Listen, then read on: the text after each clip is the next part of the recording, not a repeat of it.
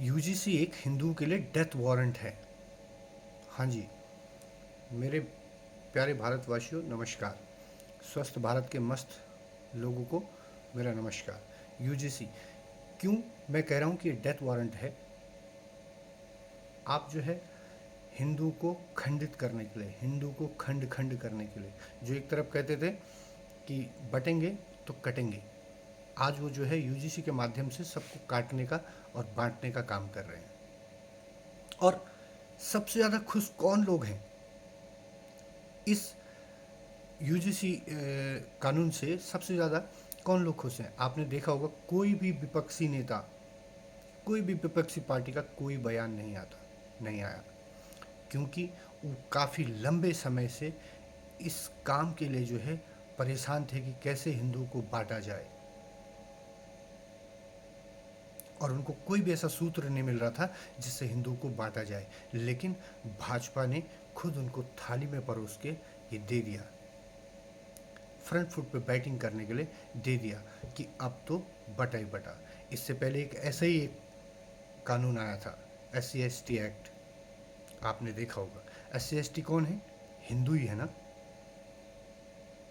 तो मैं ये नहीं कह रहा कि सारे लोग ऐसे, जैसे मैंने कल के वीडियो में भी कहा था कि सारे लोग ऐसे नहीं हैं, लेकिन जो खुरापाती तत्व हैं वो किसी भी समाज में किसी भी वर्ग में हो सकते हैं। उनने क्या किया कि अगर हमसे कुछ बोलेगा या नहीं भी बोलेगा, या मेरी पर्सनल खुंदक है, या मेरे को किसी से कोई रंजिश है, तो मैं किसी को भी फंसा सकता हूँ, किसी भी स्वर्ण को फंसा सकता हूँ, किसी को ब्राह्मण को फंसा सकता हूँ, क्षत्रिय को, वैश्य को, वैष्णव को, किसी को भी फंसा सकता हूँ, जेल की सलाखों के पीछे पहुँचा सकता हूँ SC/ST एक्ट लगा के। क्योंकि उसमें उसने एक्ट लगाना है, बाकी सफाई उसने देनी, जिसको फंसाया चाहे उसने गलत किया या नहीं किया। वो काम किया हिंदुओं को बांटने का। और ये दूसरा, इसलिए मैं इसको कह रहा हूँ कि ये डेथ वारंट है। आपने उन बच्चों के फ्यूचर पे ऐसी तलवार लटका दी है कि कोई भी अपनी पर्सनल द्वेष भावना के चलते और किसी भी आइडियोलॉजी के चेंज चलते हुए किसी भी बच्चे को, किसी भी प्रोफेसर को कहीं भी फंसा सकता है, और उस बच्चे के पास कोई ऑप्शन नहीं होगा कि अपने आप को साबित करने के लिए उसका करियर चौपट। आप जो है गौहत्या पे तो कानून नहीं लाए, आप धर्मांतरण पे तो कोई कानून नहीं लाए, आप समान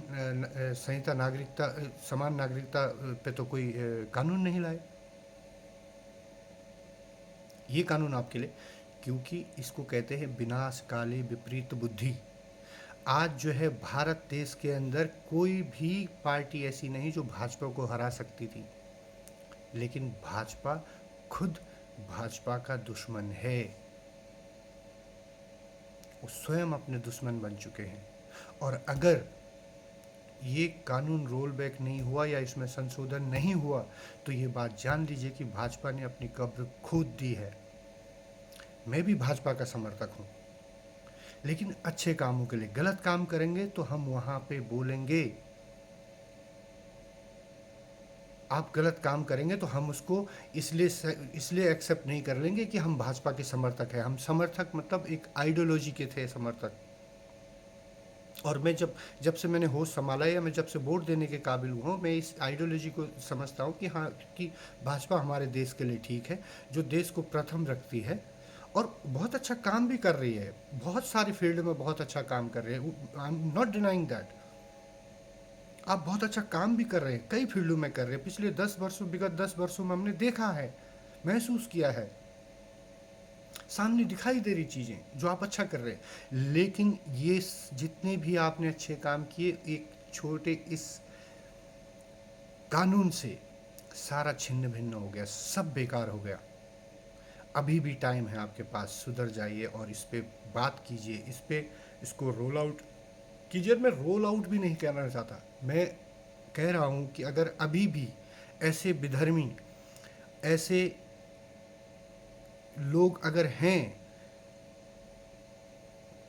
कि जो समाज में डिस्क्रिमिनेशन करते हैं या जाति भेदभाव करते हैं, अभी भी अगर इस माइंड सेट के लोग हैं, तो आप लाइए कानून। किसी भी, चाहे वो किसी भी, क्योंकि मैं रोज़ कहता हूँ कि हम एक परमात्मा की संतान हैं।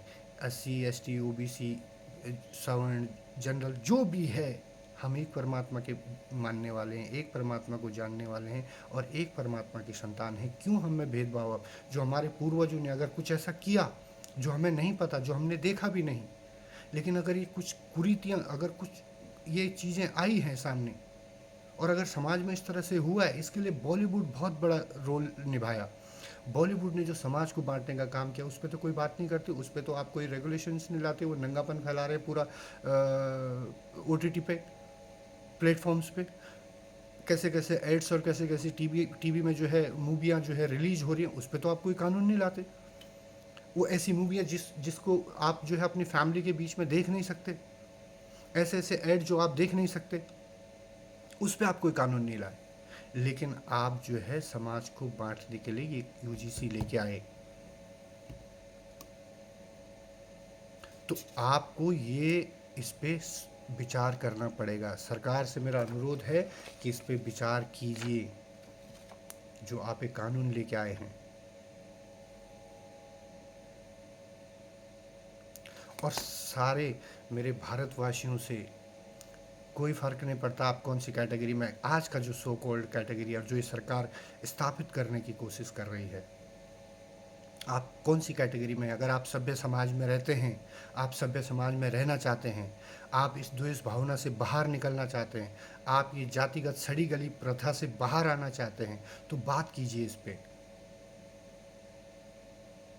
सड़कों पर आइए, आंदोलन कीजिए, लेकिन किसी को नुकसान नहीं होना चाहिए, किसी भी संपत्ति का नुकसान नहीं होना चाहिए, किसी भी आदमी को सड़क पे ऐसा नहीं कि एम्बुलेंस रुक गई, गाड़ियाँ रुक गई, चक्का जाम लगा दिया, नहीं, ये मूर्ख लोगों के काम हैं। आपको पता है जो ये लोग सड़कों पे आकर तमाशा करते हैं, उधम मचाते हैं, गाड़ियाँ फूंकते हैं, रेलवे ट्रैक उखाड़ते हैं, ये दुनिया के सबसे जाहिल लोग होते हैं।